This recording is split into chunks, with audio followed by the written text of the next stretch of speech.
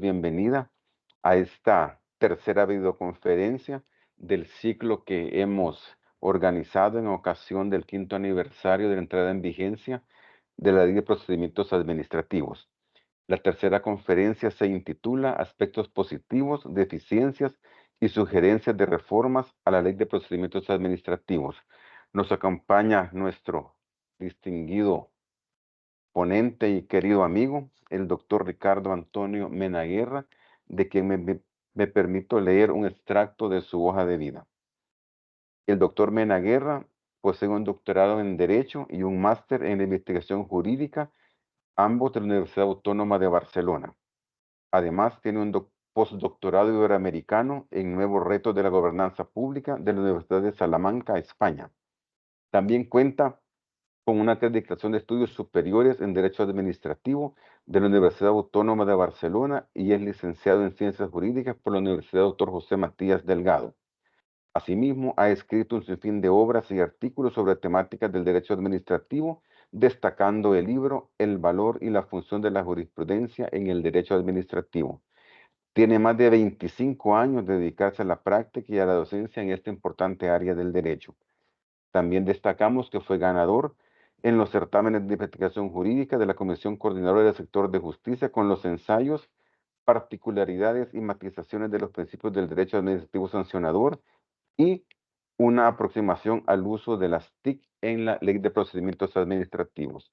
Así pues, les reiteramos la más cordial bienvenida y también a usted, doctor, un honor que nos acompañe en esta bonita mañana de febrero. Gracias y bendiciones.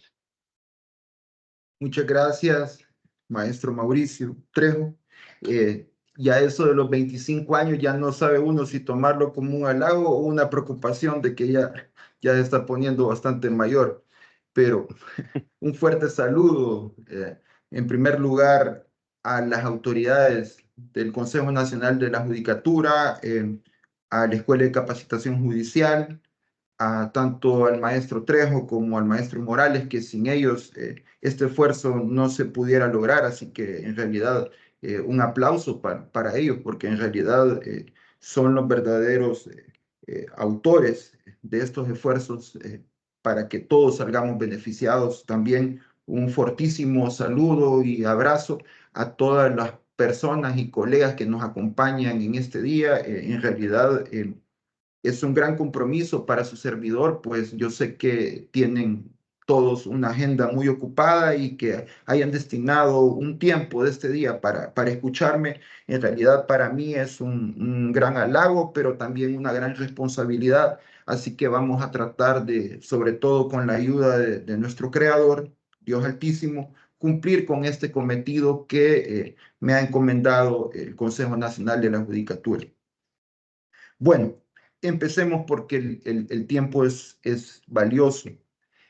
Quiero señalar como un tema introductorio que no voy a utilizar una presentación, sino que lo que voy a hacer es que voy a proporcionarles a las autoridades del CNJ el punteo o, si el tiempo me lo permite, realizar un artículo sobre la base de esta charla y que la ponga a disposición de todas las personas interesadas. Me parece que es más valioso escribir un punteo o sobre todo un artículo que ordene las ideas y que dé una especie de resumen ejecutivo de esta charla para todos los interesados. Así que vamos a tratar de hacer ese esfuerzo. Permítanme indicar cuál va a ser el índice, el sumario de esta charla. Bueno, vamos brevísimamente a hablar de un contexto y evolución de la Ley de Procedimientos Administrativos, realizando de forma sumaria el contexto histórico de la misma. Vamos a hablar de los avances y logros de la LPA. Luego nos vamos a lanzar quizás a la columna vertebral de esta charla, que son los desafíos y áreas de mejora de la LPA. Y al final vamos a concluir con algunas recomendaciones sobre la mejora y puntos de legislación de la LPA actual. Bueno, ¿cuál es el contexto histórico de la LPA? Bueno, para hablar del contexto histórico de la LPA hay que señalar cuál es el objetivo de una ley de procedimientos administrativos. Una ley de procedimientos administrativos nace en el contexto, por regla general, de un sistema de derecho administrativo fundado en Francia a raíz de la Revolución Francesa y la creación del Consejo de Estado francés, que fue el primer tribunal contencioso administrativo en historia, fundado en el siglo XIX, el cual era un tribunal especializado en juzgar los debates, los pleitos, los litigios entre la administración y los ciudadanos. Ese es como el punto de partida del derecho administrativo que se suele decir. Sin embargo, en este sistema de derecho administrativo nace la idea de crear una ley de procedimientos administrativos, una ley que sistematice y uniforme un procedimiento común para todas las órganos o entidades de la administración pública o del Estado. Es decir, una uniformidad de procedimientos. En vez de que existan varios procedimientos, crear un procedimiento uniforme. Igualmente, la idea de esta ley es uniformar o regular el régimen de derechos de los ciudadanos frente a la administración y el régimen de recursos con los que contamos los ciudadanos frente a la administración. Eso de forma muy lacónica es el objetivo de una LPA. En ese contexto, se suele decir que la primera ley de esta naturaleza fue la ley del procedimiento administrativo prusiano de 1883, es decir, de Alemania.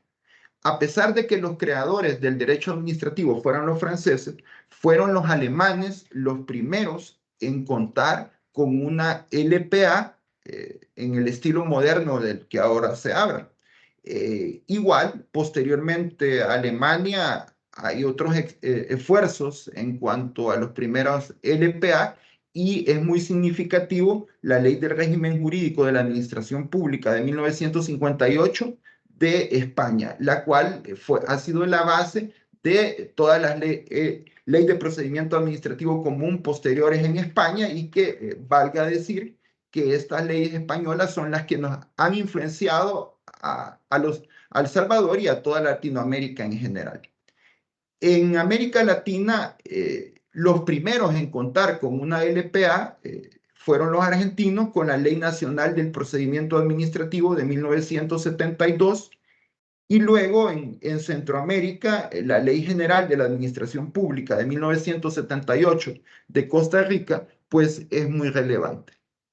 Como pueden ver ustedes en este brevísimo marco histórico, la LPA, siendo una norma tan fundamental para los regímenes de derecho administrativo, lamentablemente llega muy tarde a El Salvador. No voy a compararme con Europa, pero en comparación a Costa Rica, que son nuestros vecinos, nuestra LPA llega más de 40 años tarde. Aquí valga aquel dicho de que más vale tarde que nunca. Pues yo indicaría como primer tema, enlazando el contexto histórico con el tema en general, que quizás el primer aspecto negativo es que nuestra LPA llega demasiado tarde. La otra es que satisfactoriamente ahora sí ya contamos con un régimen jurídico como es una ley de procedimientos administrativos y repito, más vale tarde que nunca. Quiero señalar que a gusto de su servidor, el evento histórico jurídico más importante de este siglo es precisamente contar con una ley de procedimientos administrativos. Y es que hoy en día, en un Estado que cuente con un régimen de derecho público al estilo de derecho administrativo, es decir, que existan tribunales contenciosos administrativos, que existan reglas especiales que regulen la relación jurídica entre el Estado y los ciudadanos, en un Estado de derecho con esas características, a mi consideración, luego de la Constitución de la República, la ley, la norma jurídica más importante es una LPA. Consecuentemente, la LPA es una norma importantísima porque básicamente, repito, regula esa relación jurídica entre el Estado y los ciudadanos, esa dinámica diaria y práctica que tiene el Estado en la prestación de servicios, de regulación, de fiscalización, de fomento, recursos, solicitudes, etcétera. Todo esto está en esta ley de procedimientos administrativos y la nuestra no es la excepción. Por tanto, existe un enorme avance y logro para el derecho público salvadoreño a partir de que contamos con una LPA. Y el logro quizás más importante es el objetivo que los mismos considerandos de la LPA establecen, que es la uniformidad del procedimiento y lo que yo llamo el principio de universalidad o el principio transversal o la finalidad universal o el efecto universal y transversal que tiene la LPA, que consiste en que esta ley es aplicable a todas las entidades del Estado que ejercen actividad administrativa. Esa es la enorme bondad de la LPA y es el enorme beneficio que trae para los ciudadanos, pero también para la administración. Hay que decir de que la LPA no solamente es un instrumento bondadoso o amigable para el ciudadano, sin duda que este instrumento jurídico es también de enorme utilidad para la administración pública y este objetivo casi nunca se habla o se reflexiona sobre el mismo. ¿Por qué digo esto? Bueno, es más fácil administrar una sola ley que administrar 20 leyes. Es más fácil administrar un solo procedimiento que administrar 20 procedimientos. Es más fácil conocer dos tipos de recursos que conocer una infinidad de recursos.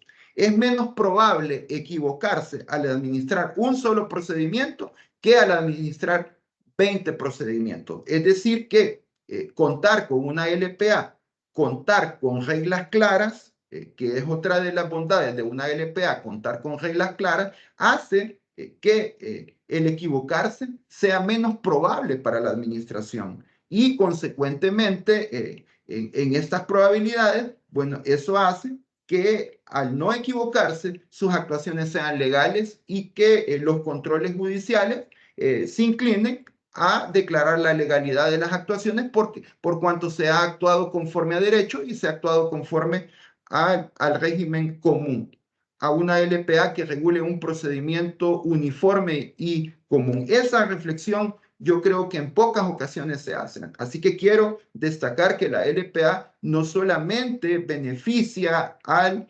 ciudadano, sino que también es de enorme utilidad y beneficio para el Estado. Dicho lo anterior, y no voy a repetir todas las buenísimas o excelentes conferencias anteriores de la maestra Frati y del maestro Carranza, que abundaron mucho sobre el tema de lo que estoy hablando, tanto de las finalidades y grandes líneas de la LPA, así como de los precedentes jurisprudenciales. Voy a dedicar este tiempo que sigue a establecer cuáles son los desafíos y las áreas de mejora de la LPA. Sin embargo, quiero hacer una aclaración. Sin duda que hay que ser positivo y yo trato de serlo.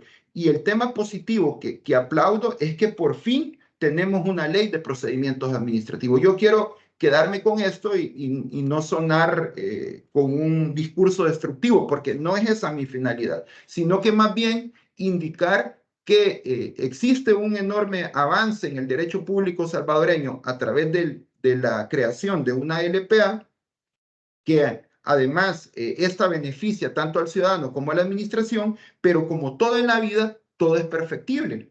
Y de eso quiero hablar, de esas áreas en el que se puede mejorar ya teniendo este instrumento jurídico tan importante.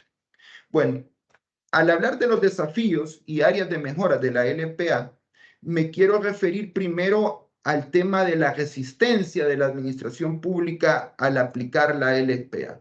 Desde un inicio, allá en febrero de 2019, cuando nace la ley, nos enfrentamos a una situación de que existía mucha resistencia por parte de algunas autoridades administrativas de darle cumplimiento a la LPA y prácticamente había una tendencia común en el sentido de que había un temor a lo desconocido, un temor a la LPA, y eso me parece que era normal, un temor generalizado.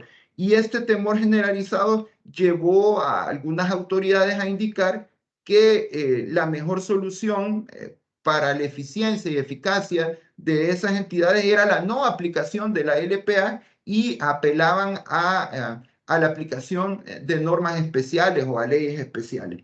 Por tanto, ha existido esa resistencia y hoy todavía tenemos algunas noticias de la misma. Otra idea debatible o de desafío de la LPA es la falta de conocimiento en algunas administraciones del efecto y de la dimensión de la LPA. No sé, a veces existe desconocimiento del efecto universal de la ley de procedimientos administrativos, como por ejemplo, me he encontrado en la práctica con algunas municipalidades que todavía se plantean el hecho de que la LPA les aplique. Igualmente con algunas instituciones oficiales autónomas que se niegan a aceptar que la LPA es aplicable a todas las instituciones del Estado, con diversos argumentos.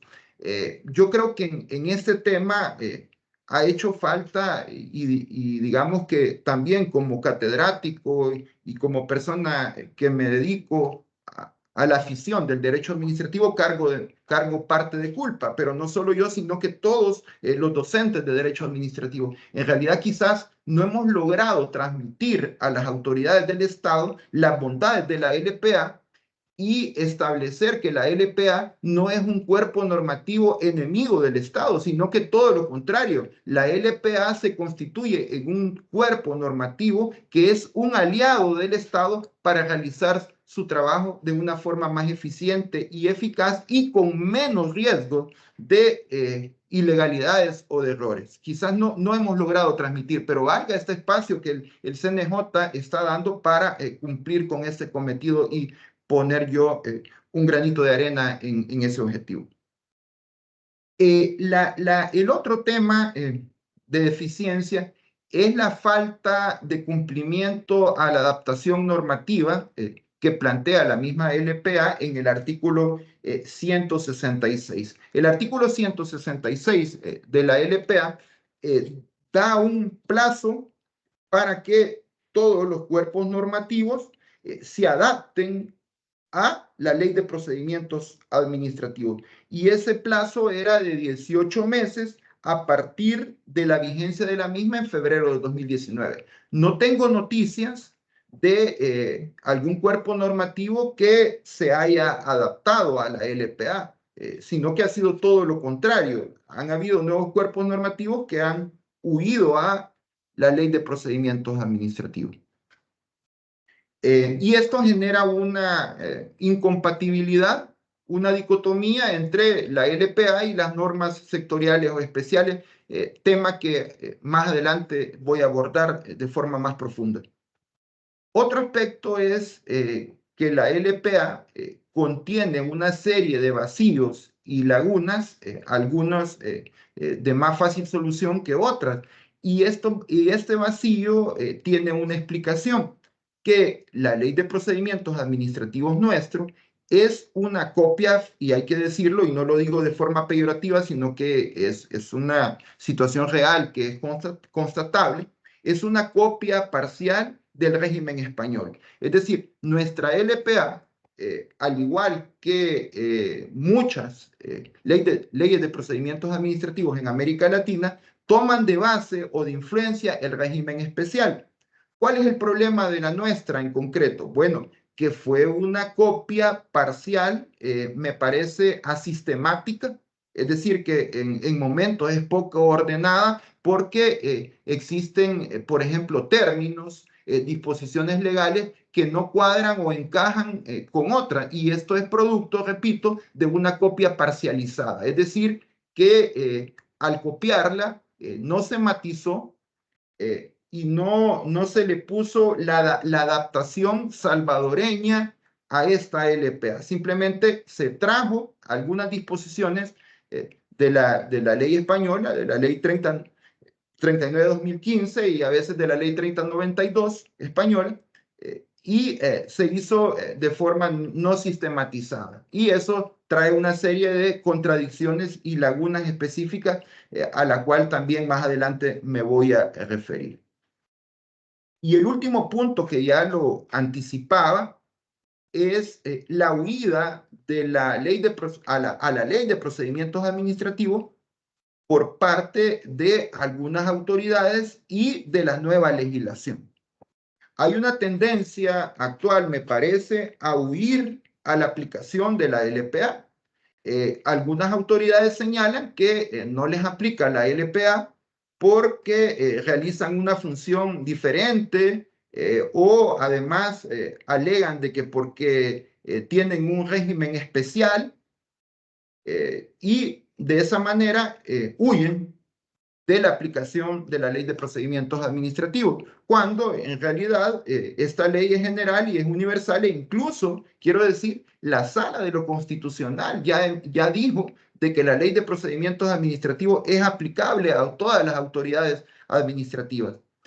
Consecuentemente, no existe una excusa para no aplicarla y no vale ese argumento, obviamente salvo excepciones. Ahora bien, esta huida no solamente es por los aplicadores del derecho, esta huida también es por las nuevas legislaciones. Es decir, que ya existen nuevas legislaciones que establecen la no aplicación de la LPA. Y ese es otro problema al cual me voy a referir más adelante.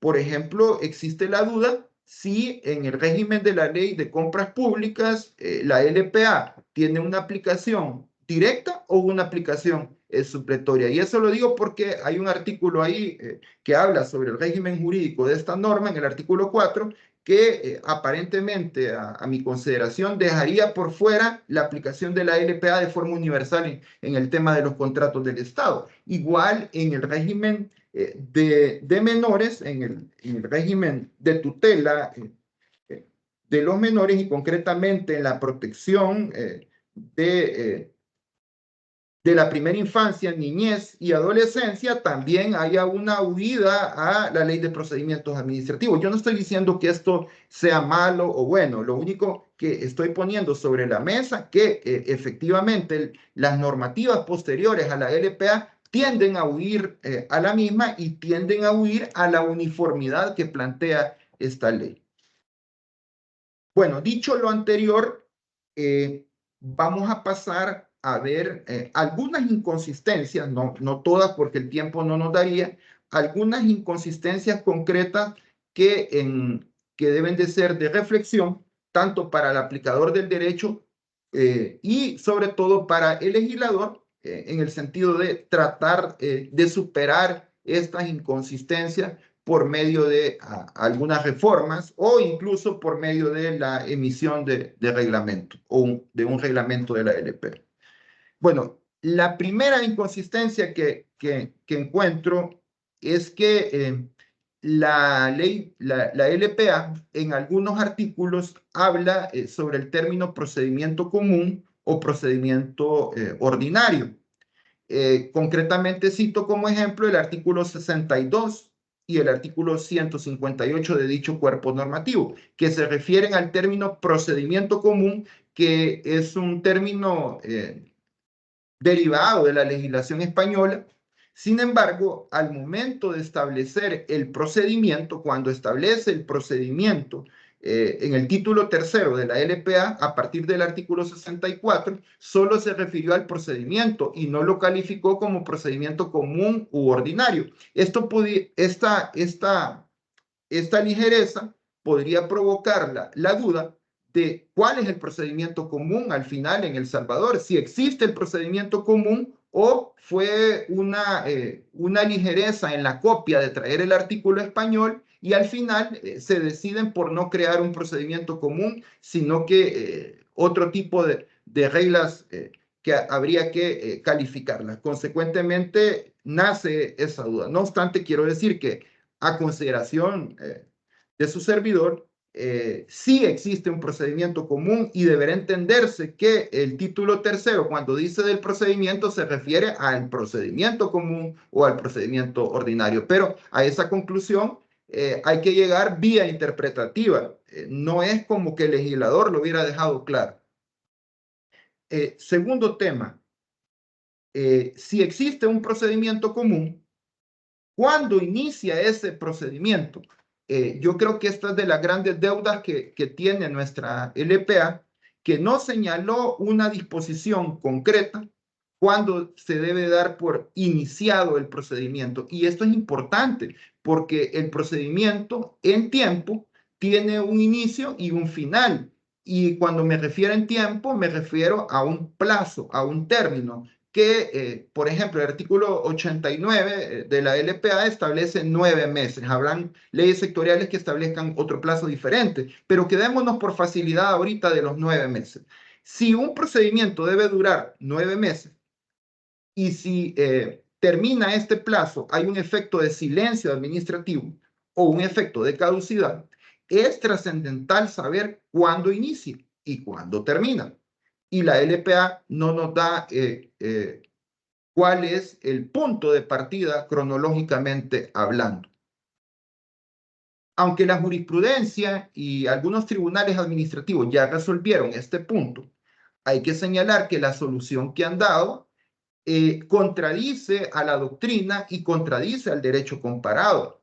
Ante esa paradoja de que la jurisprudencia nacional está contradiciendo lo que plantea la doctrina de cuándo inicia el procedimiento, yo creo que sería útil que el legislador pusiera una solución definitiva a este problema y nos dijera cuál es el punto de partida.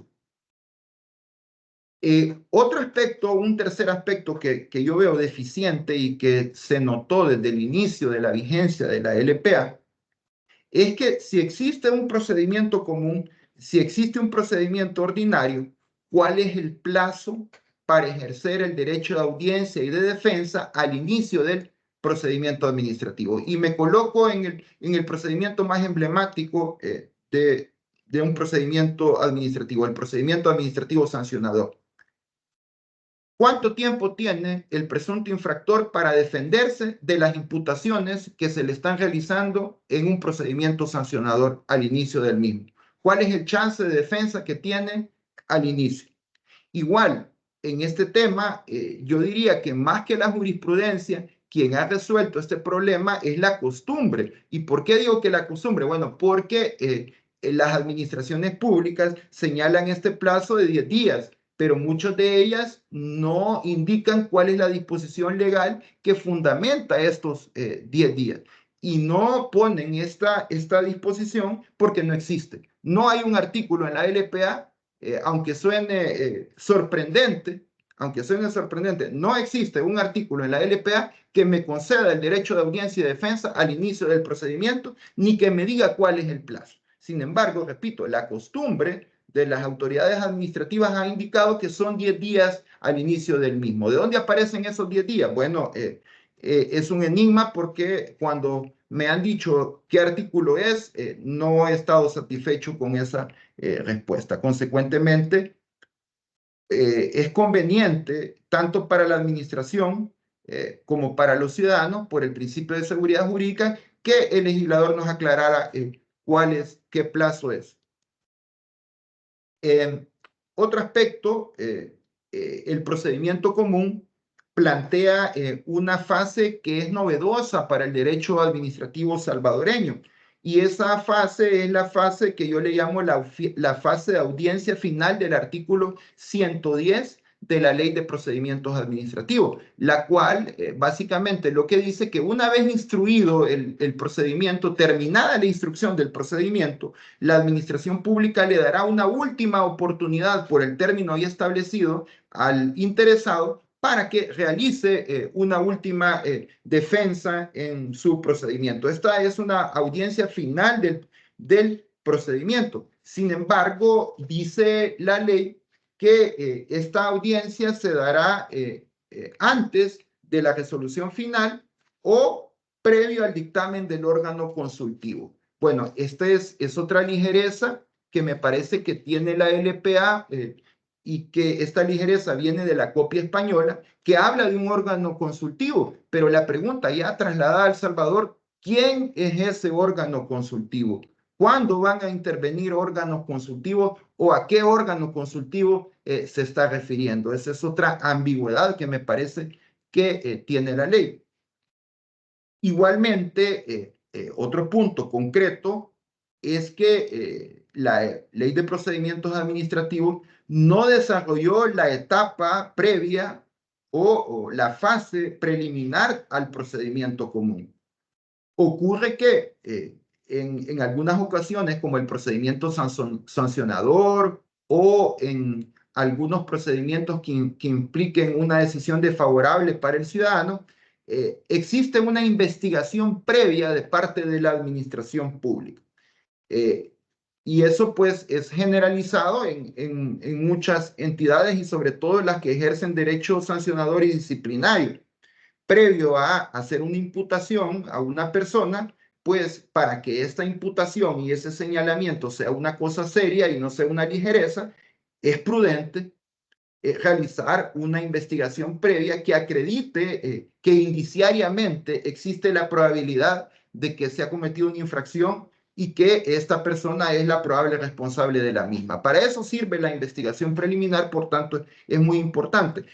Una de las deudas de la LPA es que no me estableció normas que regularan o reglamentaran esta audiencia preliminar y me dijera, por ejemplo, cuál es el plazo máximo de esta audiencia, cuándo va a ser necesario realizar una audiencia preliminar y cuándo quizás no va a ser necesario por economía procesal, etc.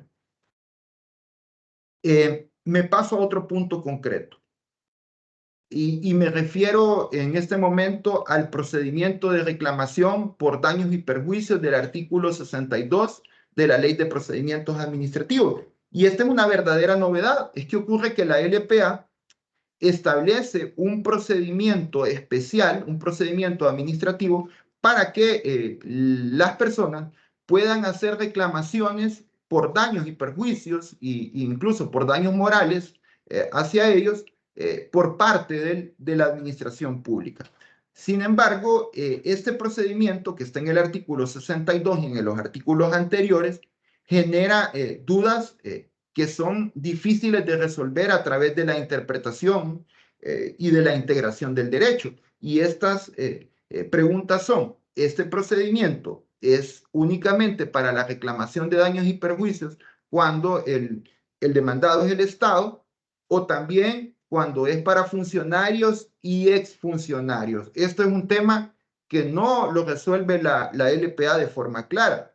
También alrededor del artículo 62 en realidad no existe una disposición que lo diga de forma clara si este procedimiento debe agotarse previamente para ejercer una acción judicial de este tipo. Es decir, es una condición sine qua non el agotamiento de este procedimiento para llegar a la acción judicial, sí o no. Obviamente yo he oído de que la tendencia en nuestro país es a considerar que sí debe agotarse este procedimiento. Sin embargo, esa conclusión es interpretativa. Francamente, con toda honestidad, me parece que el legislador no dijo eso. Y esta idea, así interpretativa, pudiera también ir en contra del derecho a la tutela judicial efectiva y el derecho que tiene el ciudadano de ejercer sus reclamaciones vía judicial. Otro aspecto que encuentro concreto de vacío o laguna es el referente alrededor de la normativa de la regulación de la nulidad absoluta de los actos y normas administrativas en El Salvador. Y es que lo que ocurre es que el artículo 118 y 119 de la LPA establece la posibilidad de que en sede administrativa se pueda declarar la nulidad absoluta de una norma, es decir, de un reglamento, de una norma técnica, de un instructivo, etcétera. Existe esa posibilidad.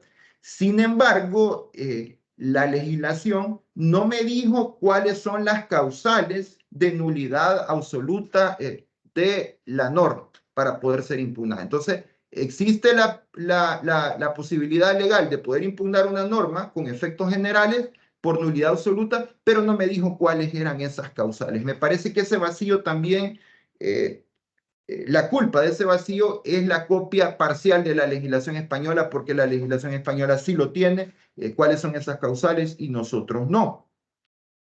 Igualmente, en el tema del que estoy hablando, de la nulidad absoluta, existe una paradoja en los artículos que lo regulan, el 118 y en el 119. ¿Cuál es esta paradoja? Bueno, resulta que el artículo 118 de la LPA, al establecer la posibilidad de poder impugnar un acto o una norma por una causal de nulidad absoluta, dice que esta se va a realizar previo dictamen de la autoridad de máxima jerarquía de la entidad. Bueno, hasta ahí todo está bien, pero luego en el 119 dice de que el competente para declarar la nulidad del acto o norma va a ser la autoridad de máxima autoridad o jerarquía dentro de la institución. Entonces, aquí existe una contradicción al requerir primero que la máxima autoridad de un dictamen, pero posteriormente que ella decida la cuestión final. Esto plantea, pues, interrogantes sobre la separación de funciones y la objetividad del proceso, porque es imposible o suena contradictorio que aquel que dio un dictamen para que se declare la nulidad después decida finalmente. Me parece que esto es una paradoja, también producto, creo yo, de la copia parcial del régimen español. Y finalmente, me parece que el tema más grave hoy por hoy es el hecho de poner en disputa, en debate, dos situaciones importantes que se están dando en nuestro país. En primer lugar, el objetivo de la uniformidad que plantea la Ley de Procedimientos Administrativos, es decir, que en un solo cuerpo normativo se regule un procedimiento común y transversal para todas las autoridades administrativas con las bondades a las cuales ya me referí, versus las leyes posteriores. Y esto implica que si bien la LPA busca la uniformidad de los procedimientos a los que me refiero, la aparición de nuevas leyes posteriores establecen procedimientos diferentes a la LPA. Y esto plantea la interrogante de conflictos normativos y vulneración a la seguridad jurídica. Bueno, cualquiera me pudiera decir, bueno, es que esto eso que usted plantea, me podría decir alguien, esto es el ABC de introducción al estudio del derecho en cuanto a conflictos de leyes en el tiempo. La ley posterior regula a la anterior. Sí, si se le ve desde ese punto de vista, sería bien simplista la solución. Sin embargo, el problema jurídico y social que esto genera es grave, por cuanto si tenemos una norma que potencia la seguridad jurídica a través de la uniformidad y empezamos a lanzar un montón de normativa especial que la contradiga, su objetivo se va a destruir al final y vamos a quedar peor que como estábamos antes del 2019. O vamos a llegar al mismo estado en que nos encontrábamos antes, lo cual pues destruiría o sería una especie de fraude de ley al gran objetivo y al gran logro histórico de por fin contar con una ley de procedimientos administrativos. ¿Y quién saldría perjudicado con este fenómeno? Todos, ¿por qué?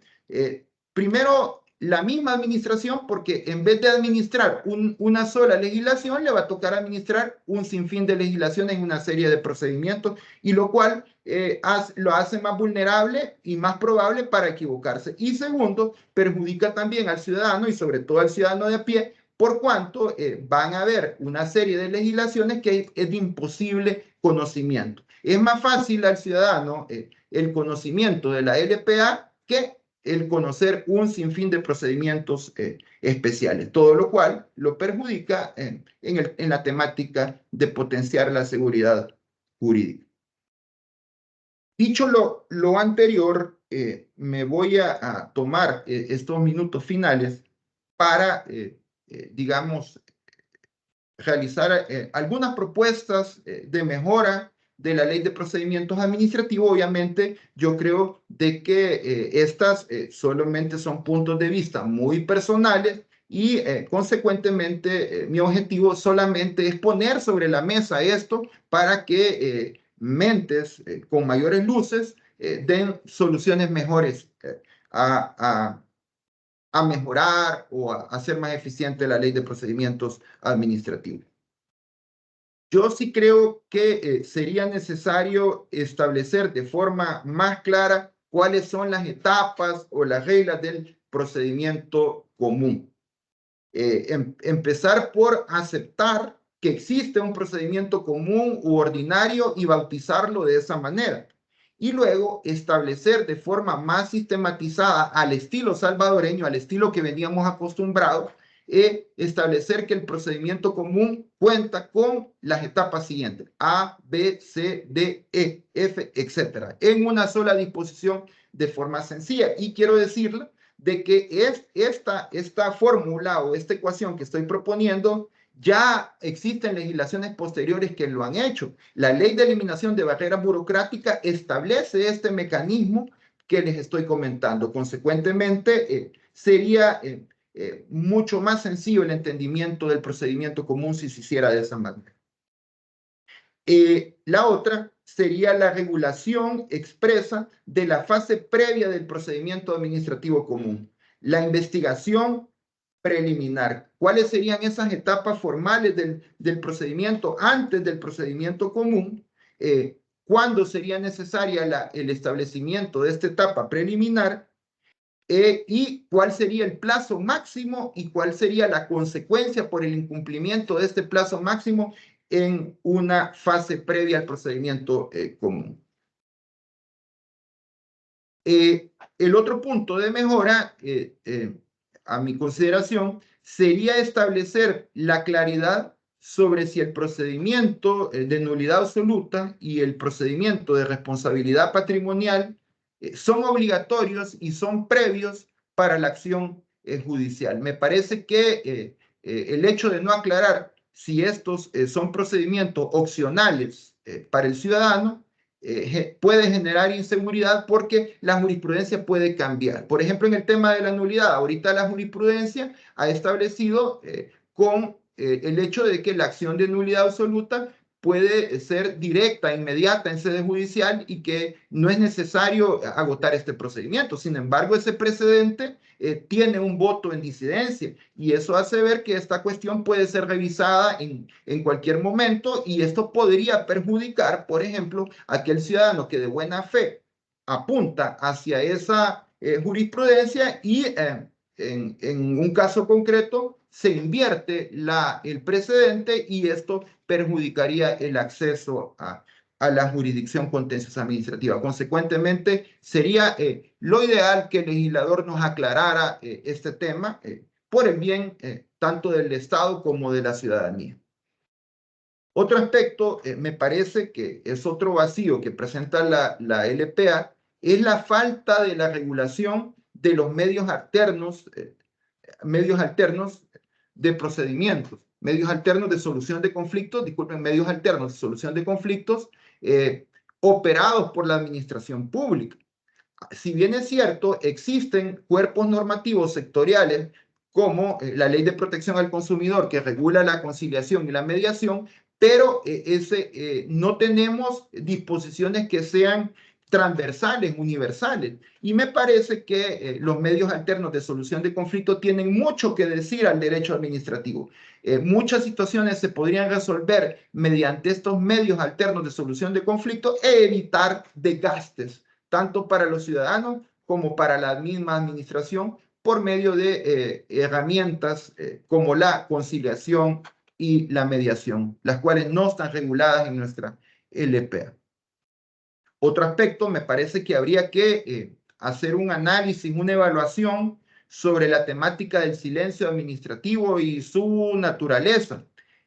Habría que aclarar algunos aspectos sobre el tema del silencio administrativo, como por ejemplo, si una petición tiene efectos positivos y esta petición atenta contra el interés público. En esos casos, pues, habría que reformular disposiciones claras que establezcan los peligros, en algunos casos, del silencio positivo.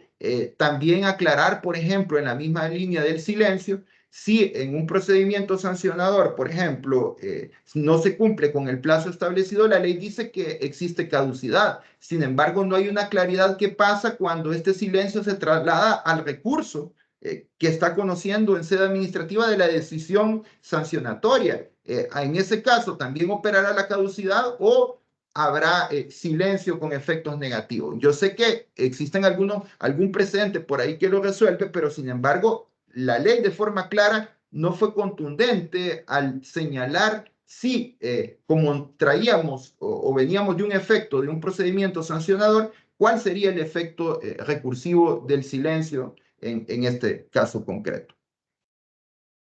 Me parece que es necesario también una reglamentación alrededor del uso de la tecnología por parte de la administración pública. Yo creo que el tema de la aplicación tecnológica de la LPA es un gran paso para El Salvador y parecieran cosas sencillas, sin embargo, de enorme ayuda, tal y como, por ejemplo, la posibilidad de poder notificar por un correo electrónico. Eso antes, aunque parezca increíble, en El Salvador no era posible señalar un correo electrónico para recibir notificaciones de una municipalidad y había que señalar lugar dentro del distrito, dentro del domicilio de esa municipalidad, lo cual era imposible tener una oficina en cada municipalidad.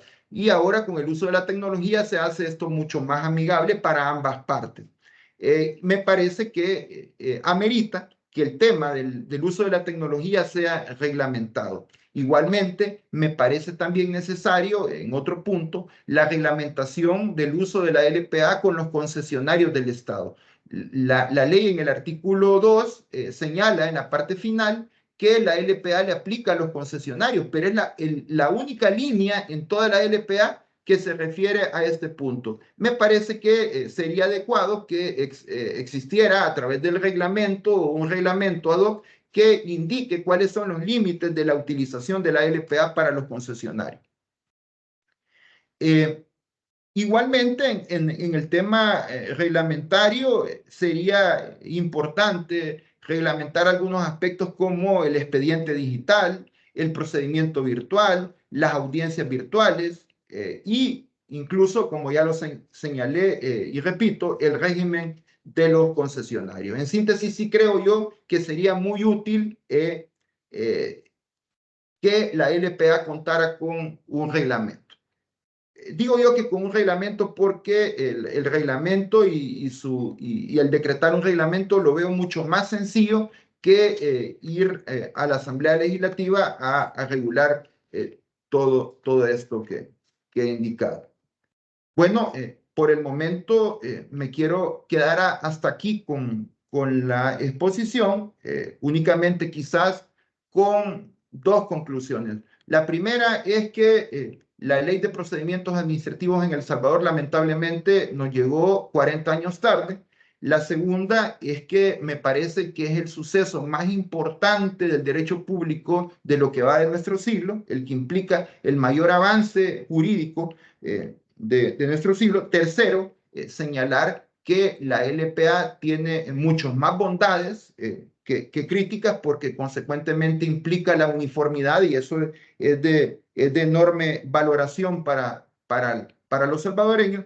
Y finalmente, que como todo es perfectible, creo yo que lo ideal es reestructurar la LPA al estilo salvadoreño, es decir, ponerle, por decirlo de forma un poco pintoresca, ponerle ese aspecto criollo salvadoreño que sea adaptable a nuestra cultura y a nuestras necesidades y no solamente importar legislación española de forma sistemática como me parece que fue. Hasta aquí con mi primera intervención y muchas gracias por escuchar. Eh, Gracias a ustedes dos tenemos ya una serie de preguntas y de comentarios, los que vamos a compartir en este momento. Hay un comentario que destacamos que dice: ojalá y la administración pública le diese estricta observancia a la LPA. O sea, como se ha argumentado, pues muchas veces, en muchas ocasiones, pues tenemos las herramientas, tenemos la normativa, y lo que falta, pues, es la aplicación efectiva de las mismas. Como usted, pues, muy bien lo señalaba, tenemos una ley de avanzada, una ley más que nueva, novedosa, que favorece, pues, no solo a los administrados, sino también a la administración. Pero igual, pues, estamos escuchándolo a usted. Comenzamos con las preguntas. En el caso del artículo 118, ¿podría encomendarse ese dictamen al departamento legal de la institución?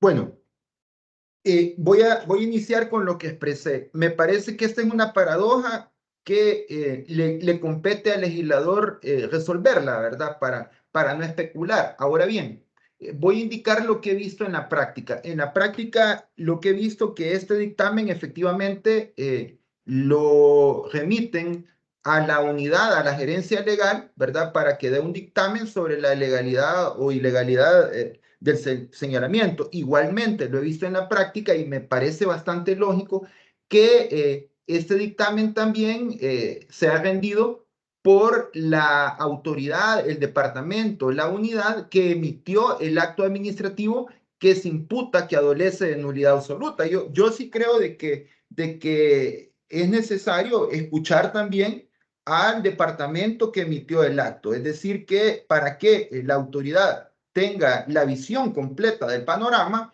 pues me parece sensato dar esta especie de derecho de defensa a quien emitió el acto igualmente también me parece lógico y razonable escuchar al departamento jurídico, aunque en todo caso me parece que quien debe instruir este procedimiento y quien debe asesorar a la autoridad máxima es precisamente el departamento jurídico, porque determinar si un acto o norma adolece de nulidad absoluta es un tema puramente jurídico. Consecuentemente, lo escuche o no lo escuche mediante un dictamen, será ella quien asesore a la autoridad para la mejor decisión y que prepare el proyecto de resolución. No obstante, sí coincido de que sería una forma de llenar esta paradoja o resolver esta paradoja. Gracias, doctor. La siguiente pregunta. Respecto al vacío en los artículos 118 y 119 LPA, que no dicen las causales de nulidad, ¿se podría remitir a los artículos 1351 y siguientes del Código Civil? Buenísima pregunta, buenísima pregunta. Miren, el tema de la nulidad absoluta es un tema que incluso ha sido objeto hasta de una tesis doctoral en nuestro país y recomiendo esa tesis de la doctora Paula Elena Olivares.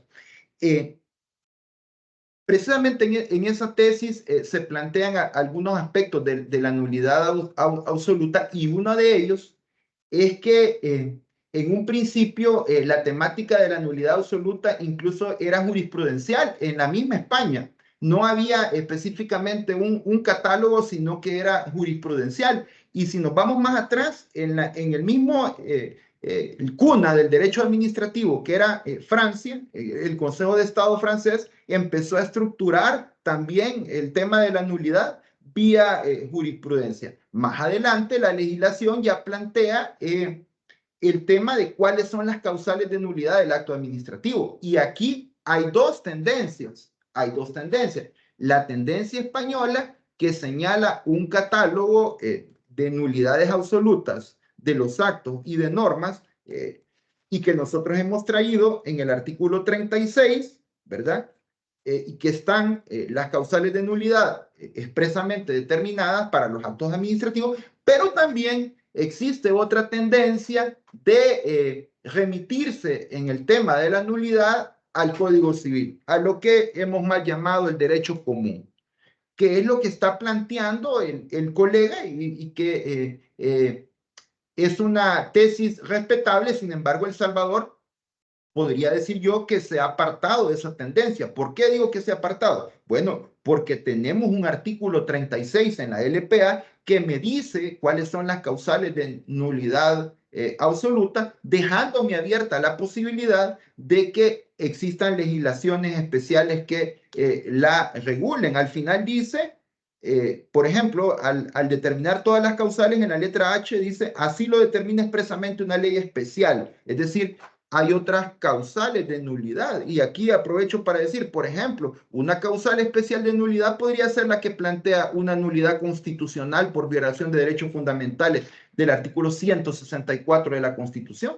Podríamos llegar a esa conclusión. Pero, repito, me parece que la línea del derecho administrativo salvadoreño ahorita no es irse por la tendencia del Código Civil. Sí lo fue en una etapa bien primitiva de nuestro derecho, cuando se fundó el contencioso administrativo en 1979, sí hubo esa tendencia. Sin embargo, hoy en día puedo decir que no es esa, y consecuentemente las causales de nulidad de las normas tendrían que estar determinadas en la ley, o bien realizar una integración del derecho administrativo vía jurisprudencial. Gracias a Hasta todos. aquí. Tenemos una serie de preguntas ahí, todas muy interesantes. Creo que hoy tenemos un poquito más de tiempo. Ojalá pues nos dé chance para todas. Siguiente. Considero que no hay uniformidad en relación al inicio del procedimiento sancionatorio, dado que las diligencias previas según la LPA no figuran como una etapa del mismo. ¿Cuál es su criterio al respecto? No me queda muy clara cuál es la pregunta. Vaya, la opinión de la persona que hace la pregunta dice que no hay uniformidad en relación al inicio del procedimiento sancionatorio, dado que las diligencias previas según la LPA no figuran como una etapa del mismo. Y Ok, pregunta cuál es su criterio al respecto. sí, bueno, primer punto que ya lo había dicho, la etapa preliminar o previa del procedimiento no está regulada en la LPA. Eso no significa que vía integración del derecho se pueda realizar una investigación previa.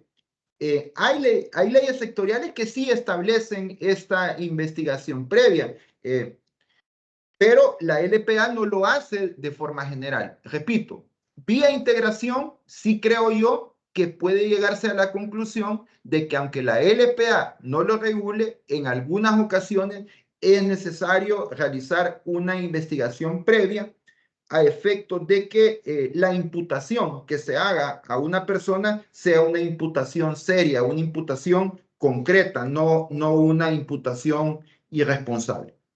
Aclarando esto, básicamente la pregunta me dice ¿cuándo inicia el procedimiento? El procedimiento no iniciaría con esta investigación previa, si es que precisamente así se llama, investigación preliminar o previa. Esa no es parte del procedimiento. Ahí no ha iniciado. Esa sería mi posición. Consecuentemente, la investigación previa podría dar lugar a que si se determina que existen indicios serios y una probabilidad de que se ha cometido una infracción y que la persona señalada es probablemente responsable, ya da pie a que iniciemos el procedimiento. Aquí nace la pregunta, ¿cuándo inicia el procedimiento? Y sobre todo el procedimiento sancionador. En España, de donde hemos copiado nuestra LPA, el procedimiento sancionador inicia con la emisión de la resolución del inicio del procedimiento, es decir, con la emisión de así lo dice expresamente el artículo 21.3 de la ley 39 de 2015 de España, donde copiamos la nuestra. La ley nuestra no lo dijo.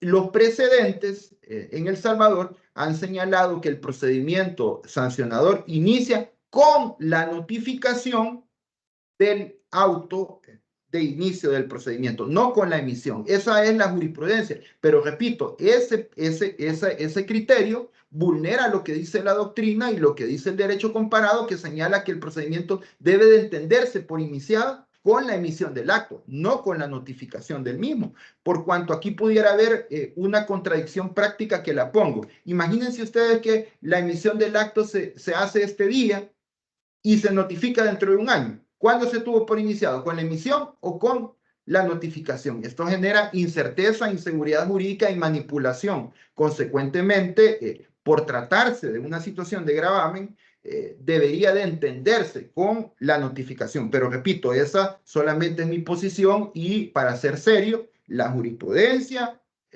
y las autoridades administrativas han dicho que inicia con la notificación del primer acto administrativo. Gracias, doctor. Siguiente pregunta.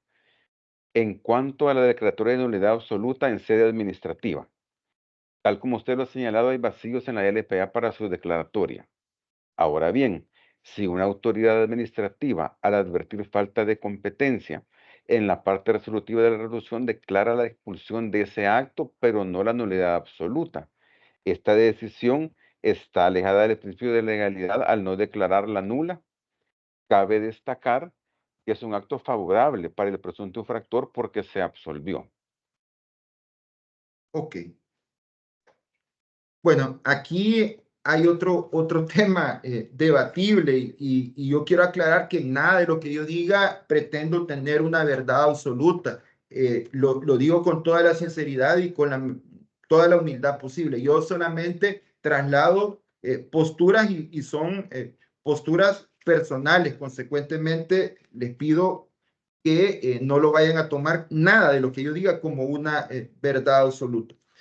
Aclarado esto, el punto que el colega pone sobre la mesa es de lo más interesante, porque el artículo 118 y 119 que plantea la posibilidad de que la administración declare la nulidad absoluta de un acto administrativo, habló de actos favorables. Es decir, que lo que se va a anular es un acto favorable, es decir, es un acto que ha beneficiado al ciudadano. Consecuentemente, si lo ha beneficiado, hay derechos adquiridos.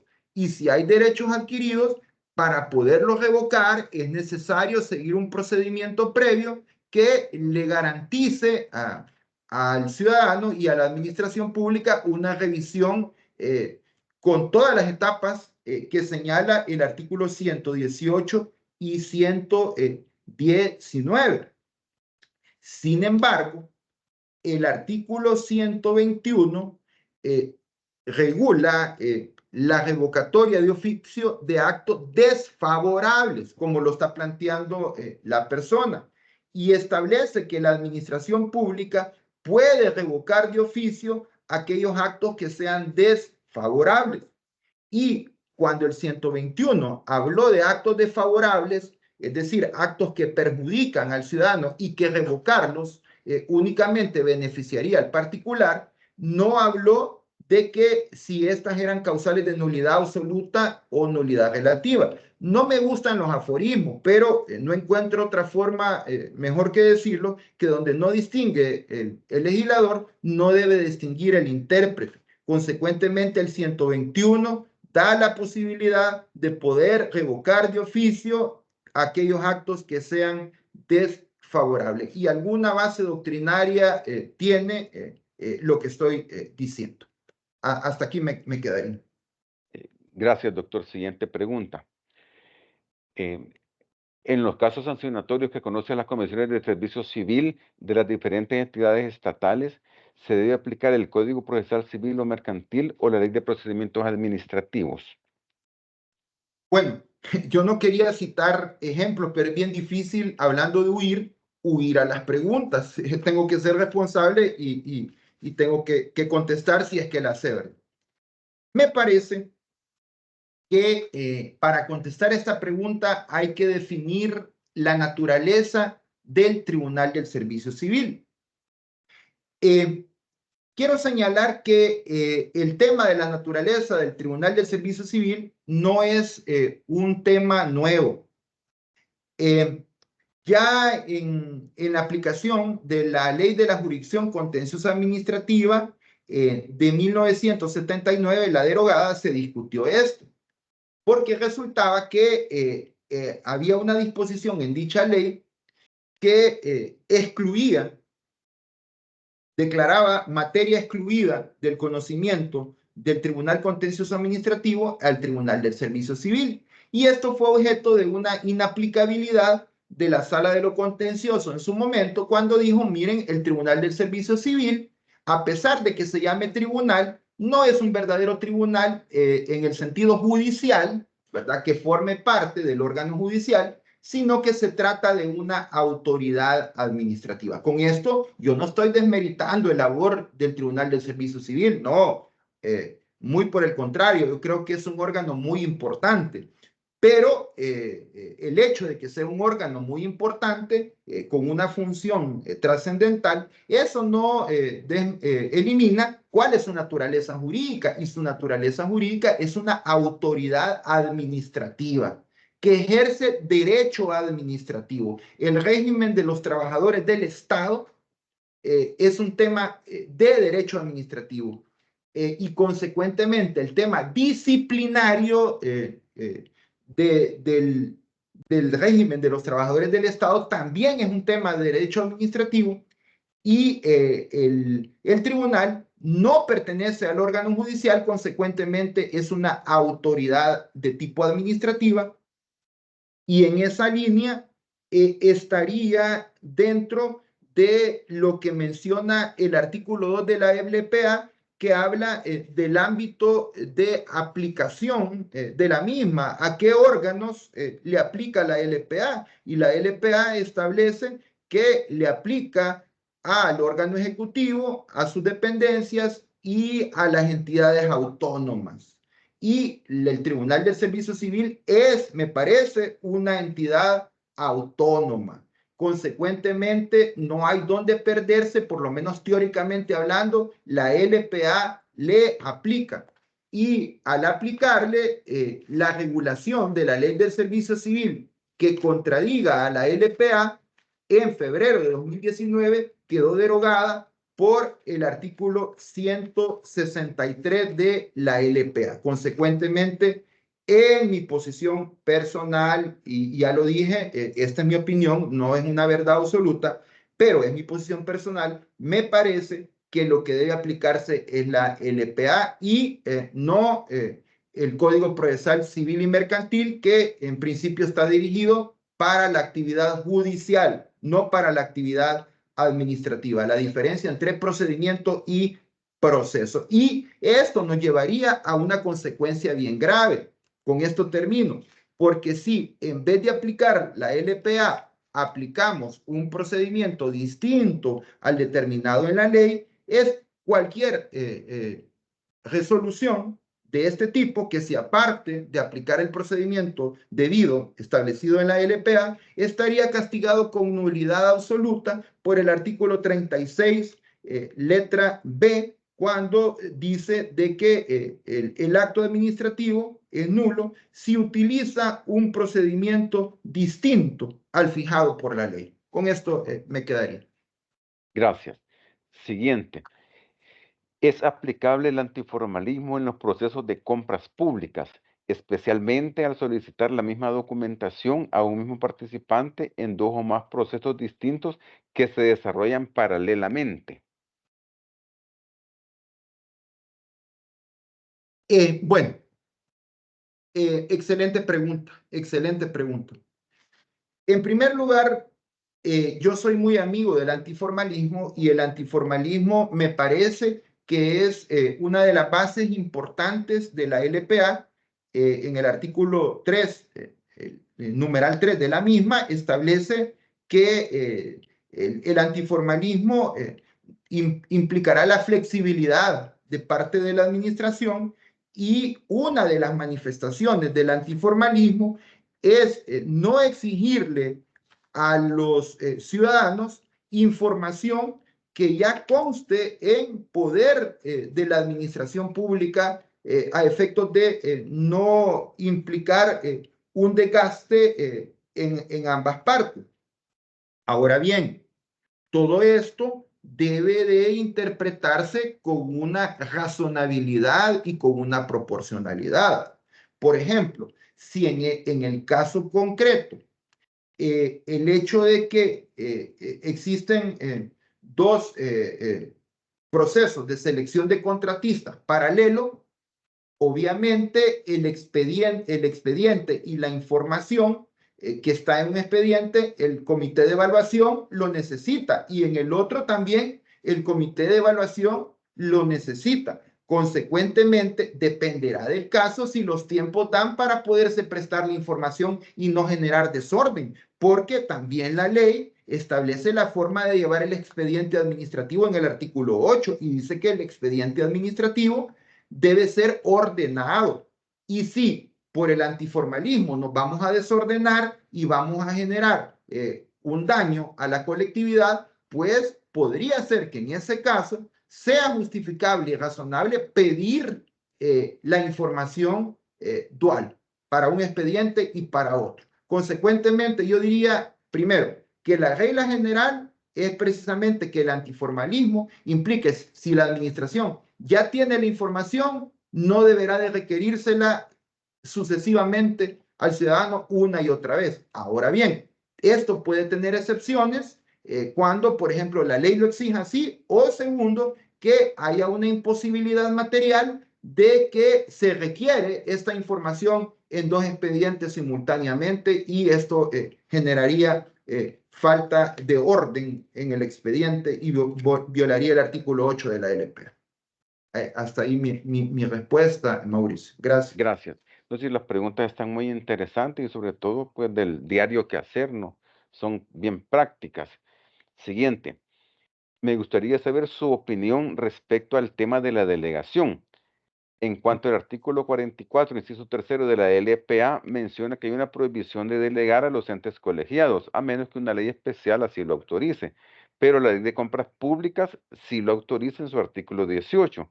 Dice lo cual pues, ha sido motivo de discusión. Entonces preguntan su opinión al respecto, doctor. Sí, yo agradezco las preguntas y son preguntas bien complejas y consecuentemente solo puedo dar mi posición. Yo creo que el colega que hace la pregunta, él mismo está dando la respuesta, porque el 44 de la LPA establece precisamente esos límites, ¿cómo se llama? Para delegar. Y dice la competencia no podrá delegarse en los siguientes caso. 3. La otorgada a los órganos colegiados a menos que una ley especial lo autorice, en cuyo caso el acuerdo deberá adoptarse respetando el quórum o mayoría especial exigida para formar las decisiones. Me parece que la ley de compras públicas de forma implícita, tal vez no tan expresa como hubiéramos querido y como quiere tal vez el colega, pero a mi criterio sí la finalidad indica que estaríamos ante una excepción de que se pueda delegar por parte de un órgano colegiado porque la disposición no distingue y da a entender la posibilidad de poderlo delegar, pero en el margen de cantidad que lo dice esa disposición y con los límites que da la ley de compra pública. Entonces, si me pregunta contundentemente, la respuesta es que sí creo de que es posible hacerlo porque veo que la ley de compras públicas tiene una excepción. Y en todo caso, pongo sobre la mesa lo que ya dije, el artículo 4 de la ley no es claro si la LPA es de aplicación directa o tiene un carácter supletorio para todo el engranaje de las compras públicas en El Salvador. A mí por lo menos no me queda, no quedo satisfecho con una respuesta simplista. Yo sí creo que la ley de compras públicas va en camino hacia la tendencia de la huida a la LP. Gracias. Siguiente pregunta. En el artículo 2 de la LPA menciona que es aplicable a los concesionarios. quiere decir que se le puede abrir algún procedimiento sancionatorio a una concesionaria, y si es así, ¿cuál sería este procedimiento? Bueno, precisamente yo señalé que una de las enormes lagunas de la LPA es no establecer reglamentariamente en qué le aplica y en qué no le aplica la LPA al concesionario.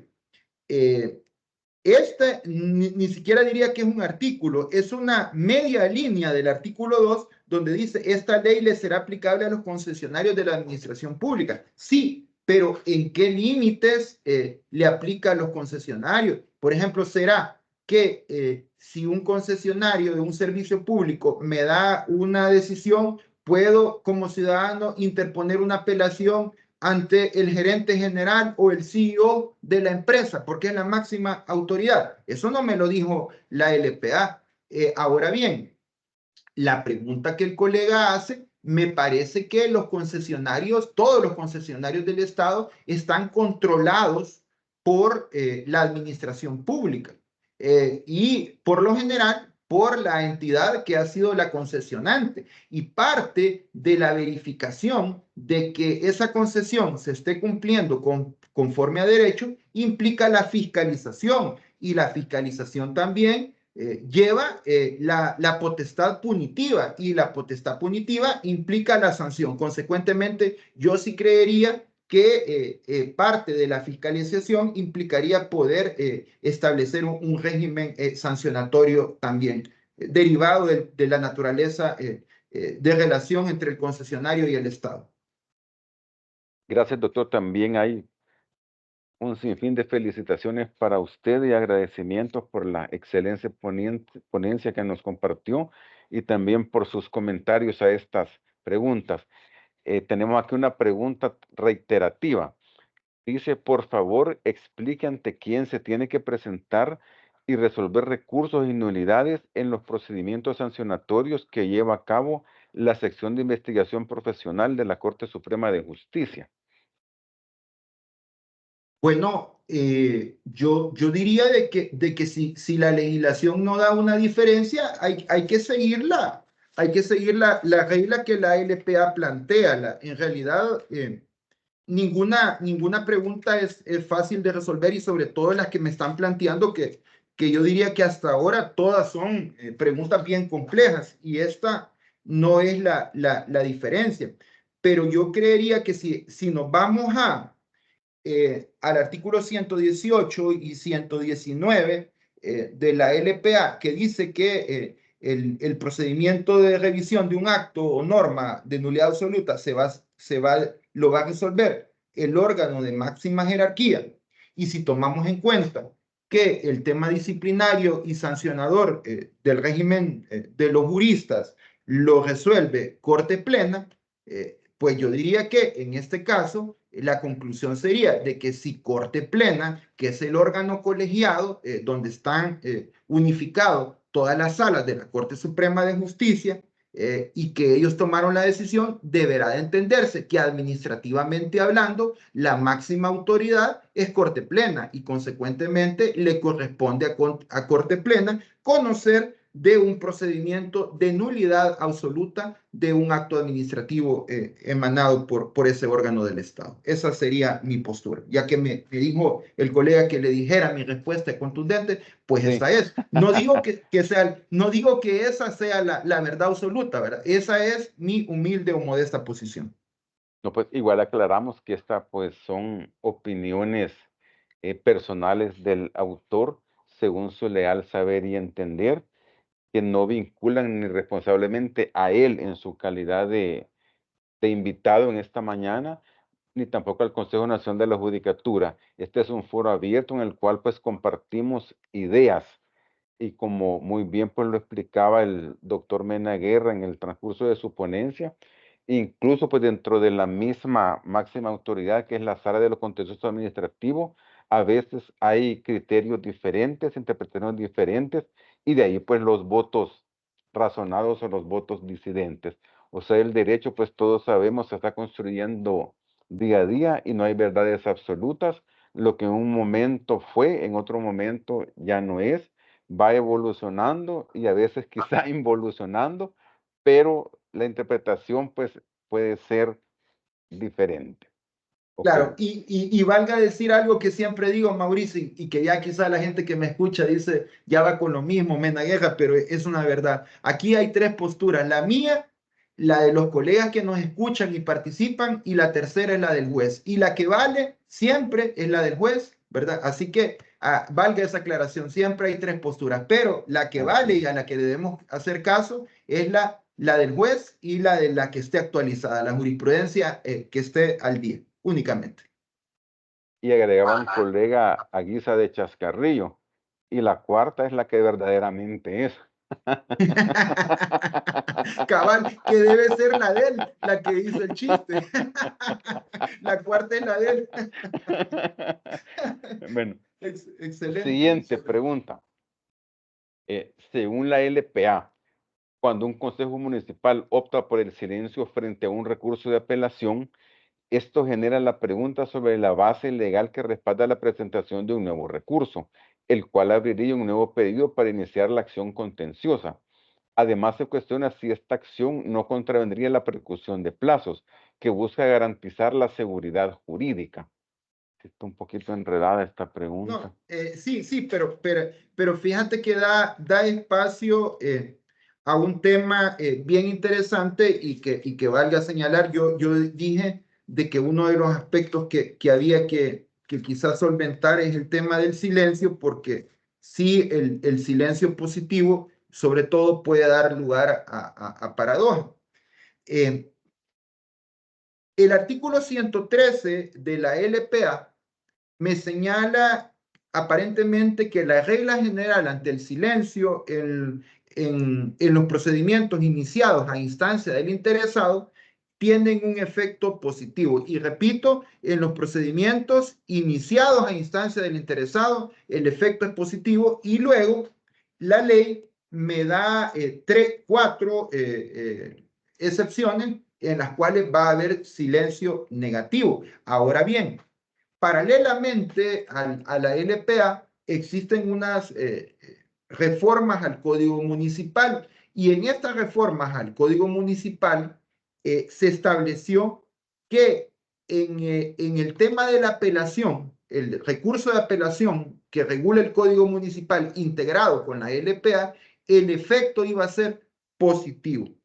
Y eso caería en el tema de que hay una ley especial que establece que el efecto de esa apelación es positivo. Entonces, en mi posición, dada esa norma especial que es todavía más dura que la misma LPA en materia municipal, y estoy diciendo en materia municipal, no materia tributaria municipal, que es diferente. Debo de aclarar esto. No es lo mismo materia municipal que materia tributaria municipal. Entonces, en materia municipal, únicamente por esa disposición que cito de la reforma del Código Municipal, la apelación tiene un efecto positivo. Consecuentemente, se entenderá favorable para el ciudadano. Así lo comprendo y de nuevo es únicamente mi posición.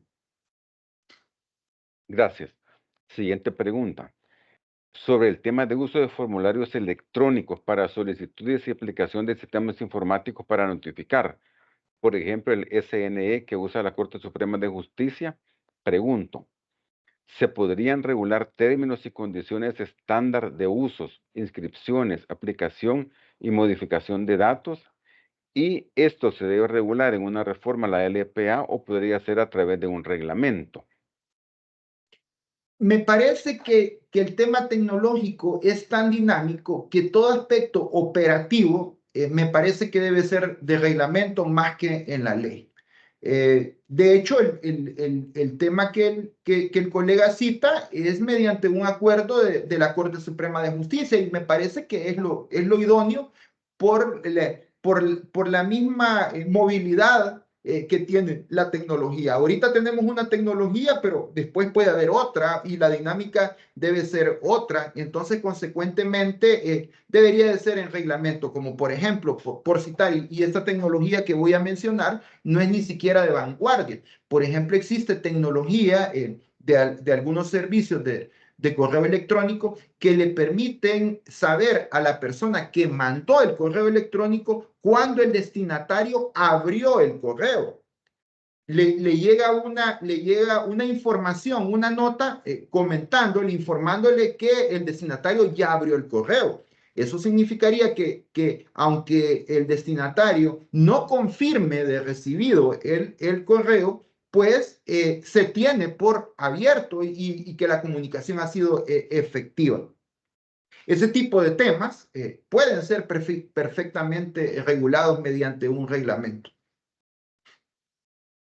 Gracias. También una pregunta relacionada. El artículo 18 describe el uso de medios tecnológicos, las tecnologías de información y comunicación. Esta norma podría aplicarse de manera supletoria a otras materias, en el sentido que cualquier órgano de la Administración de Justicia pudiera utilizar estos medios para citas, notificaciones, etcétera.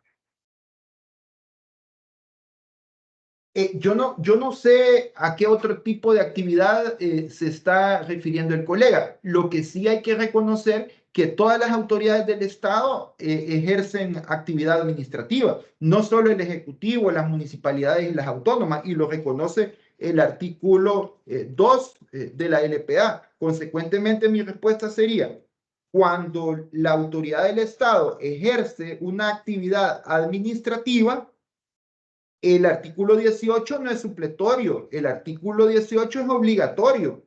Ahora bien, si lo que el colega pretende es aplicarlo a, por ejemplo, a una función de otro tipo, como la función judicial, yo diría que hasta ahí no llegaría el artículo 18 a tener una función supletoria. En todo caso, y haciendo un esfuerzo extremo, y es un tanto peligroso lo que voy a decir, podría tener un carácter ilustrativo para una actividad judicial. Decir, por ejemplo, en la actividad administrativa funciona así, artículo 18, 19, etcétera, y ahora en la actividad judicial, de forma ilustrativa, podríamos tomar en consideración, pero no me atrevería a señalar lo que pueda tener un valor supletorio para otro tipo de actividad. Gracias. Siguiente pregunta. En el caso del artículo 4 de la LPA, con relación a los requisitos innecesarios, los cuales no se encuentran en la ley, sino en reglamentos o normas técnicas o para un caso en concreto en instructivos, por ejemplo, para ascenso, permuta o nombramientos en el órgano judicial. Estos requisitos no se encuentran descritos en la Ley de Servicio Civil o Ley Orgánica Judicial, sino en un instructivo. Puede invocarse el artículo 4, inciso cuarto de la LPA, para ejercer ese derecho de eliminación de requisitos innecesarios. Bueno, además de la LPA, hay una ley de mejora regulatoria y una ley de eliminación de barreras burocráticas. Entonces, a la persona que me pregunta, yo le daría la pista de que además de que vea la LPA, vea estos dos cuerpos normativos que he establecido, ¿verdad? Habría que ver cuáles son estas exigencias, porque aquí estaríamos ante dos posturas. La primera postura sería de que si estos requisitos que plantean los instructivos van en contra o restringen derechos establecidos en la ley, el reglamento de ejecución o un instructivo o una norma terciaria no puede ir más allá de la ley si exige requisitos no establecidos en la ley. Esa sería una primera postura. La segunda postura sería de que como está hablando de un tema disciplinario y de un tema de potestad organizativa, es decir, la potestad de organización que tiene, por ejemplo, el Ejecutivo y que tiene una autónoma de autorregularse, de establecer la jerarquía interna de la entidad, de establecer cuántas direcciones, cuántas gerencias, cuántos jefes, subjefes, ese tipo de organización es innata de cada órgano del Estado. Entonces, la segunda postura sería que si esos requisitos son una consecuencia de esa potestad organizativa de esa entidad, pues podría realizarse siempre bajo el criterio de razonabilidad y proporcionalidad. Quizás ese es Gracias, mi comentario, Mauricio. gracias. Tenemos acá otra pregunta, dice. En base al artículo 4 de la LPA, si se inscribió declaratoria de heredero con error y posteriormente se vuelve a presentar en otro registro por otro inmueble y el nuevo registrador la observa, debe inscribirse porque ya se inscribió en otro registro en base al artículo 4 de la LPA, o qué procedería. Híjole, ya me siento aquí que me han sentado en En la el silla banquillo de los caliente, acusados. en la silla caliente, en la silla caliente. Bueno, vamos a tratar de contestar la pregunta. Fíjense que en el tema de los actos de inscripción hay una especie de paradoja que lo plantea la misma legislación, tanto la LJCA como el Código Procesal Civil y Mercantil. Y voy a tratar de recordarme o la memoria, porque no tengo lamentablemente el CPCM acá, pero el CPCM señala que una nulidad de una inscripción es materia civil y mercantil, la nulidad de la inscripción.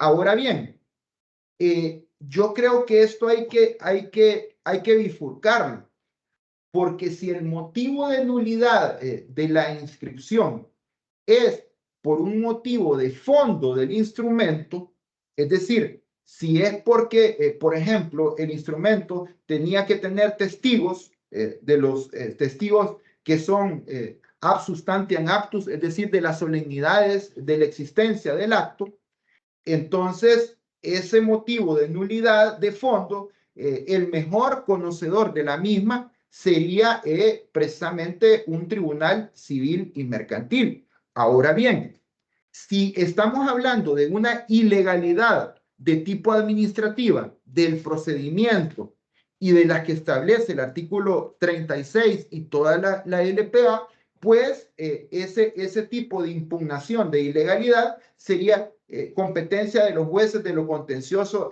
administrativo. Consecuentemente, ahí hay un tema bien complejo que determinar qué tipo de nulidad y por qué motivo se quiere atacar la inscripción. Repito, si el vicio es un vicio de tipo civil, me parece que hay que llevarlo al contencioso, perdón, al tribunal civil. Pero si no, si se trata de un tema de derecho administrativo que fue objeto de los recursos que plantea la LPA y administradas por las autoridades del CNR, me parece que el competente sería el contencioso administrativo.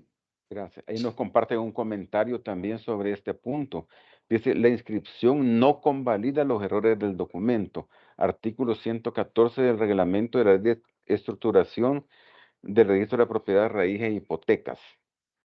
Sí, Nos- habría que también agregar de que además de esto procede o podría proceder una acción civil de nulidad del instrumento y si es un vicio de nulidad absoluta de lo que regula el 1551 y siguientes del Código Civil, la nulidad absoluta del instrumento trae aparejada todo lo que sea su consecuencia, la arrastra y arrastraría la inscripción también.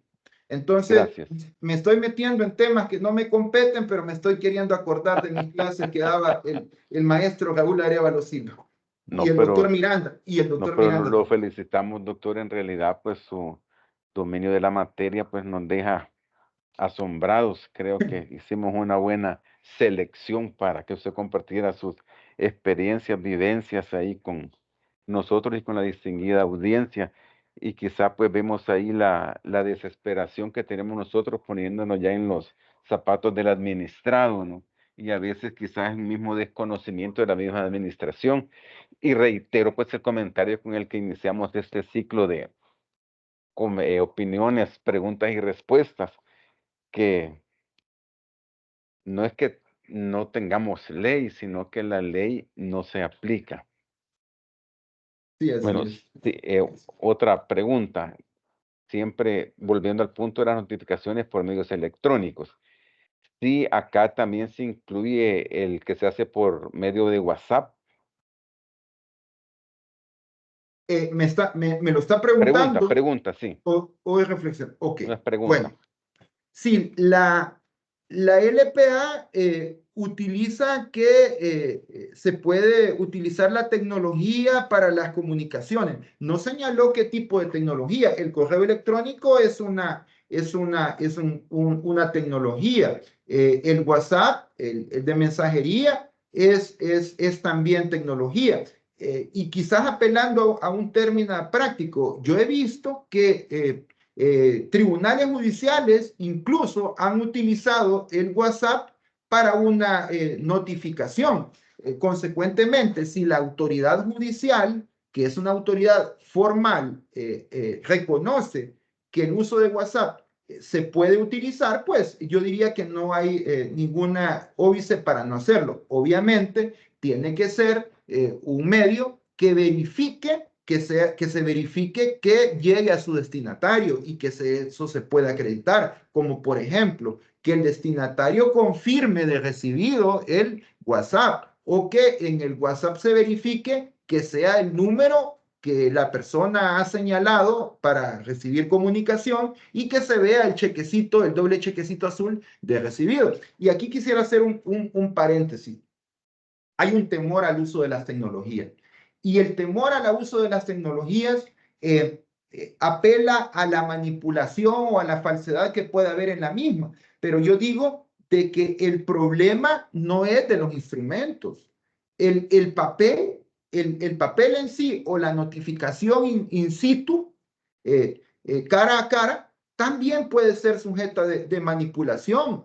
Por ejemplo, hasta una escritura pública o un documento ha sido objeto de falsedad. Consecuentemente, el tema de la materialidad o el documento físico no es una garantía al 100% de que no va a haber manipulación o fraude. Claro que hay. Entonces, yo creo que el temor al fraude, el temor a la manipulación, no es achacable a los medios tecnológicos, sino que simplemente es parte de la actividad humana de que algunos seres humanos realizan este tipo de manipulaciones. Consecuentemente, los instrumentos no son los culpables y no hay temor a ocuparlos. Y finalmente señalo que existen precedentes incluso de hace 20 años atrás, incluso de la utilización extrema de redes sociales para realizar comunicaciones. El uso de Facebook, incluso en Inglaterra fue utilizado, en Chile también, para los casos de aquellos demandados o imputados que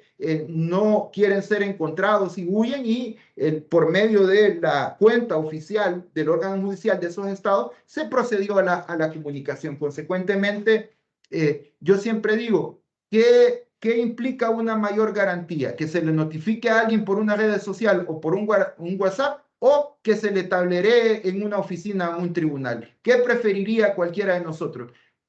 Que se le tableree la resolución, la cual nunca va a llegar a ver, o que se le notifique por WhatsApp o por una red social. Hasta ahí mi comentario, Mauricio. Gracias. Siguiente pregunta. ¿Cómo debe entender la administración pública las resoluciones del TACOP?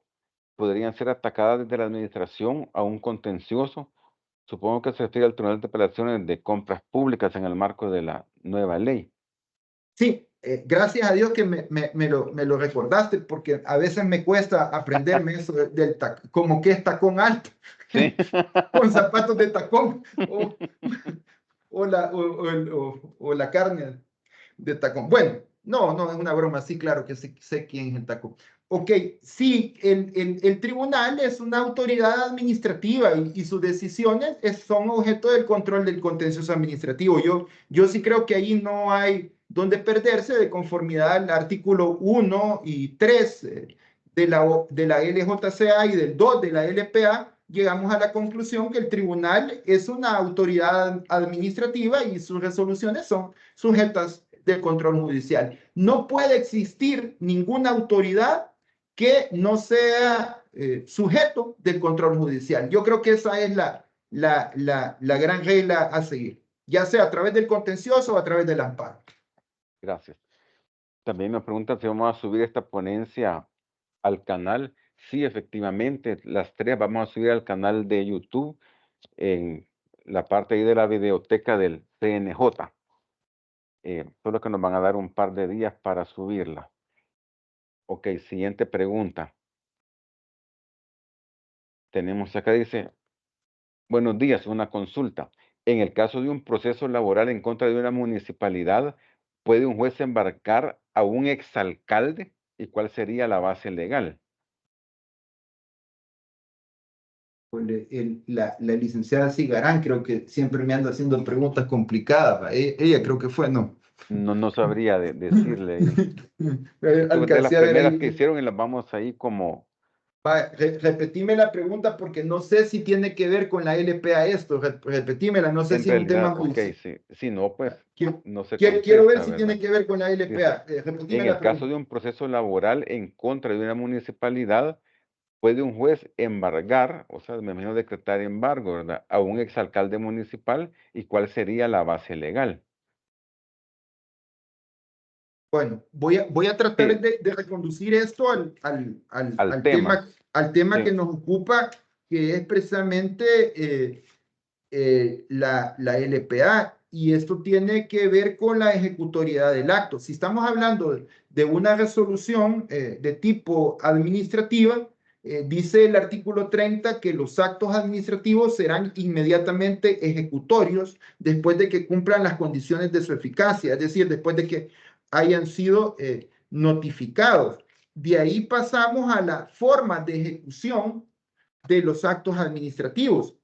Y el artículo 32 de la LPA establece cuáles son los medios de ejecución y indica que cuando se trate de una resolución de contenido patrimonial, es decir, que tenga una cantidad liquidada que genere una obligación para una persona, entonces esta deberá de ejecutarse mediante la ejecución forzosa prevista en el Código Procesal Civil y Mercantil, y para tal efecto el título de ejecución será la certificación del acto expedido por el funcionario. Es decir, que el mecanismo de ejecución es a través de la fase de ejecución, no del juicio ejecutivo, sino de la fase de ejecución de la sentencia. Es decir, que aquí el legislador le da el mismo valor al acto administrativo firme que una sentencia. Es decir, ¿cómo se ejecuta una sentencia? Mediante el proceso de ejecución. Y consecuentemente, el acto sería objeto de una ejecución mediante las reglas las reglas del Código Procesal Civil Mercantil. Repito, estas ideas están en el artículo 30 y 32 letra A. Lo traté de reconducir la pregunta al tema que nos ocupa. gracias. Con relación a lo del WhatsApp, hay un comentario. Dice, yo he verificado en casos que al momento inicial del proceso o cualquier etapa, si establecen como medio de comunicación número de teléfonos celulares, se autoriza la utilización de medios tecnológicos incluyendo WhatsApp, previa verificación que se encuentre activo y que sea de uso del interesado, todo para aplicar el principio de economía procesal. Sí, Gracias ahí por el comentario. sí, claro, totalmente de acuerdo y Bueno, muchas felicitaciones al colega que hizo esa aportación, pero totalmente de acuerdo con él. tenemos aquí otra pregunta. A ver si la logramos desentrañar también. Dice, frente a lo que dispone el artículo 167 de la LPA, ¿qué ley debería aplicarse? Es algo puntual sobre un caso, dice, iniciando con actuaciones administrativas en el 2017, notificado al usuario en octubre de 2018, activado judicialmente en enero de 2019 por daños y perjuicios. El demandante ha suspendido actuaciones y hasta hoy no hay resolución judicial. Sí, yo sí creo que ahí debemos de tomar nota de las fechas, porque las fechas son bien importantes, porque lo que plantea él es la temporalidad del caso y el 167 nos da la regla. Tal vez me podés repetir Ok, cuándo inició el procedimiento. bueno, Disculpa que no no, con tengo, mucho gusto. No, no tengo. dice, iniciando con actuaciones administrativas en 2017. Paremos ahí. Quiere decir que el procedimiento administrativo inició en el 2017. La primera conclusión que inició cuando no estaba vigente la LPA. No estaba vigente porque la vigencia de la LPA es la que estamos celebrando hoy en día, que fue en febrero de 2019. Sigamos. Ok. Notificado al usuario en octubre de 2018. Bueno, ahí la pregunta es, ¿qué le notificaron al usuario en el 2018? O sea, ¿qué fue lo que le notificaron? No sé si lo dice. Si la primera Supongo la resolución, actuación administrativa. ¿pero cuál? ¿La primera o la última? Porque eso es relevante. O sea, Sí, si fue la de inicio, no es lo mismo que le notifiquen el auto de sí. inicio que la resolución final. ¿De qué le notificaron en el 2018? Quisiera saber, porque sin eso no podríamos seguir. Pero partamos de que fue la resolución final. Y hagamos otro experimento, partamos de que fue la resolución inicial. Sí. Sigamos. Dime, Activado judicialmente en enero de 2019 por daños y perjuicios. o sea que derivado de esto, hubo una acción judicial, dice, derivado de daños y perjuicios. Sí. Y termina Ok. diciendo el demandante ha suspendido actuaciones y hasta hoy no hay resolución judicial. ¿Cómo es la última parte? O sea, el demandante ha Ajá. suspendido actuaciones y hasta hoy no hay resolución judicial. Ujú, ujú. Bueno, veamos, tratemos de especular y hacer el esfuerzo porque en realidad no quisiera que alguien se llevara el sinsabor de que por lo menos no traté Sí. de llenarle el rompecabezas, pero como comprenderá la persona que la hizo, no me da la suficiente información para que yo pueda darle mi modesta opinión, solo una opinión. Dice el 167 para todos los que nos están escuchando. Estas son las disposiciones transitorias que me dicen cuándo aplicar la LPA y cuándo aplicar la ley anterior. A los procedimientos ya iniciados antes de la entrada en vigencia de esta ley, no les será de aplicación la misma, rigiéndose por la normativa anterior. Quiere decir que si esta caso que nos plantea él inició el 2017, este caso debe ser gobernado por la legislación anterior, porque la ley lo dice, a los procedimientos ya iniciados antes de la entrada en vigencia de esta ley, es decir, antes de febrero de 2019, seguirán rigiéndose por la normativa anterior. Ahora bien, dice, los procedimientos de revisión, bueno, esto no compete al el segundo inciso. Dice después el inciso tercero, los actos y resoluciones dictados con posterioridad a la entrada en vigencia de esta ley se regirán en cuanto al régimen de recursos por las disposiciones de la misma. Yo me quedaría con estas dos reglas, en el sentido que si el acto inició con la ley anterior, se rige por su contenido, por su fondo, con la ley anterior. Ahora bien, si en ese margen de leyes en el tiempo vino la vigencia de la LPA y a pesar de que inició antes de la LPA, termina cuando ya la LPA estaba vigente, entonces el régimen de recursos de esta le compete a los nuevos recursos que la LPA contempla. Y también otro dato importante, si esta resolución final, ya sea la primera o la que resuelve el recurso, cae con la vigencia de la LJCA, bueno, los competentes para conocer de eso son los nuevos jueces de la ley de la jurisdicción contenciosa administrativa. Con eso yo me quedaría pues en este tema porque como comprenderán no tengo la información completa y además en todo caso ustedes sabrán como juristas que un caso hay que evaluarlo, no se puede dar una respuesta así de inmediata, sino que genera a veces el estudiar, por lo menos cuando a mí me buscan, yo lo que le digo a los clientes o a los potenciales clientes, déjenme el expediente, lo quiero revisar y luego les voy a dar mi opinión. Y a veces ese estudio me lleva varios días, o sea que no es tan fácil dar una respuesta. Quisiera tener Así es. esa luz, ser tan genio, pero debo de reconocerlo que no lo soy y necesito estudiar para dar una respuesta.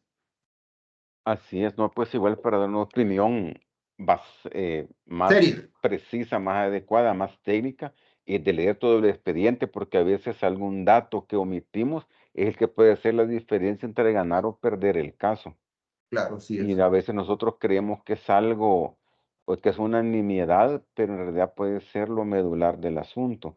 Así que reiteramos que estas pues opiniones son de carácter orientativo, si quiere consultivo, pero no son de carácter obligatorio, mucho menos para las personas que lo van a aplicar. Y ya Claro. quizás para irnos despidiendo, la última pregunta, doctor, eh, muy interesante y totalmente pertinente, dice. La ley de servicio civil solo establece el recurso de revisión, pero en la LPA se establece además los de revocatoria, aclaratoria y apelación. Pregunta, ¿se debería entender que los dos primeros, o sea, revocatoria y aclaratoria, serían resueltos por la Comisión de Servicio Civil y el de apelación es el que se entendería que conocería el Tribunal de Servicio Civil? Ok, bueno, esta pregunta quizás es una rama de un árbol más complejo que alguien ya me lo preguntó. La pregunta es, ¿le aplica la LPA al Tribunal del Servicio Civil y a las comisiones? Mi respuesta es que sí. No lo digo yo, sino que lo ha dicho la Sala de lo Constitucional. Entonces, esa sería el árbol. Hoy veamos la rama. ¿Le aplican los recursos de la LPA a las comisiones y al tribunal? Consecuentemente, sí. La LPA, para corregir un poco lo que se ha dicho, lo que regula son dos recursos, la reconsideración y la apelación. Consecuentemente, ante la comisión estaría regulada la reconsideración, que la reconsideración es un equivalente a lo que se le llama revocatoria, es decir, un recurso ante la misma autoridad. Y apelación ante el Tribunal Superior, que sería el Tribunal de Servicio Civil. ¿Verdad? Y además de eso, todos los demás recursos que la ley plantea que no contradigan a la LPA también estarían vigentes, como por ejemplo la acción de justicia manifiesta que plantea la ley del servicio civil, que es una especie de un amparito en sede administrativa, a mi juicio estaría vigente. La acción de nulidad de la ley del servicio civil también estaría vigente. O sea, son acciones que no contradicen a la LPA, pero en todo aquello que la ley del servicio civil contradice a la LPA, lamentablemente a mi consideración está derogado. Y eso no lo digo yo, sino que lo dice el artículo 163, inciso primero de la LPA, que dice que todos aquellos procedimientos establecidos antes de este cuerpo normativo quedaron derogados. Ok, hasta ahí Bueno, mi respuesta, Mauricio. Nos hemos con muchas, divertido. no, sí, Yo quiero agradecer a las personas que nos han acompañado. Veo que más de 400 personas están conectadas. Para no más mí de es un privilegio. 400, ¿no? Llegamos Y a 418, 20 más o menos.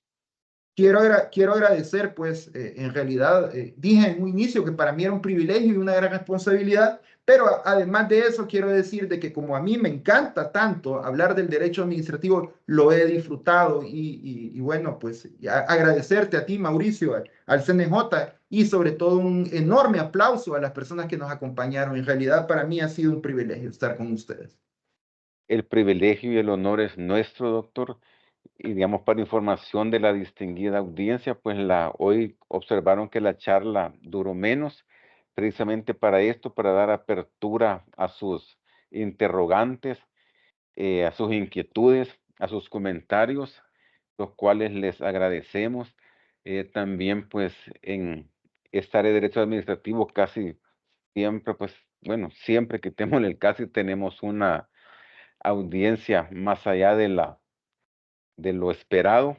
Esperábamos, les confieso así, pues unas 100, 125 personas y hemos rebasado los 400 y tanto los 3 días.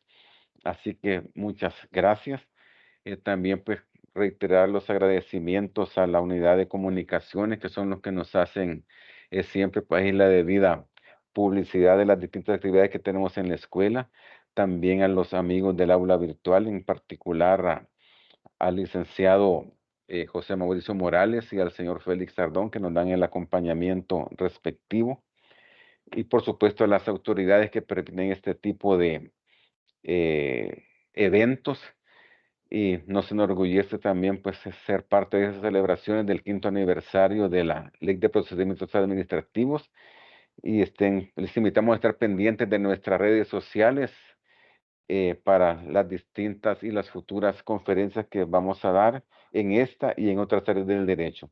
Muchas gracias, y nuevamente gracias, doctor Menaguerra, por su excelente disposición, su vasto conocimiento, no solo pues de administrativo, sino también de derecho tributario, derecho municipal, derecho laboral, derecho registral, derecho civil, etcétera.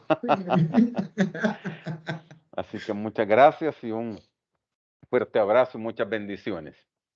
Bueno, Dios me los bendiga a todos. Un gusto, un placer. Feliz día. Feliz día.